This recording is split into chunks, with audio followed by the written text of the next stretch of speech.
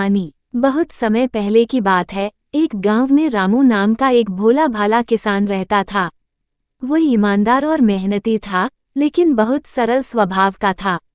उसकी इसी सरलता का फायदा उठाने के लिए गांव में एक ठग, जिसका नाम मंगलू था, हमेशा मौके की तलाश में रहता था।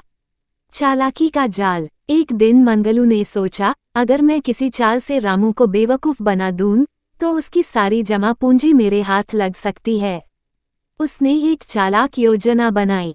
मंगलू रामू के पास गया और कहा, भाई रामू, तुम तो बहुत मेहनती हो, लेकिन तुम्हारी यह छोटी सी जमीन तुम्हारे लायक नहीं है। अगर तुम्हारे पास बड़ा खेत होता तो तुम अमीर बन सकते थे। रामू सोच में पड़ गया। सच कहते हो मंगलू भाई, लेकिन बड़ा खेत खरीदने के लिए मेरे पास पैसे नहीं हैं। मंगलू मुस्कुराया और बोला, अरे, इसमें कौन सी बड़ी बात है। मेरे जान पहचान में एक महाजन है, जो तुम्हें बिना ब्याज के पैसा उधार दे सकता है। फिर तुम अपनी फसल बेचकर उसे चुका सकते हो। धोखा। रामू को मंगलू की बातों पर भरोसा हो गया। मंगलू उसे एक झूठे महाजन के पास ले गया, जो असल में मंगलू का ही साथी था। महाजन ने रामू को बड़ी रकम उधार दी, लेकिन बदले में उसकी जमीन गिरवी रख ली। कुछ महीनों बाद जब रामू ने पैसे लौटाने की कोशिश की, तो महाजन ने कहा, तुम्हारे पैसे तो दोगुने हो चुके हैं, क्योंकि तुमने समय पर नहीं लौटाए।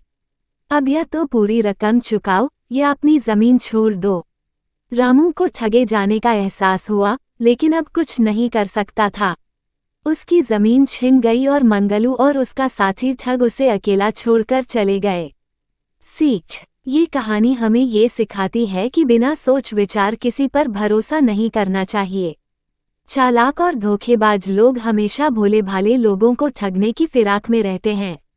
इसलिए हमें हमेशा सतर्क रहना चाहिए और किसी भी बड़े फैसले से पहले अच्छी तरह सोच विचार करना चाहिए।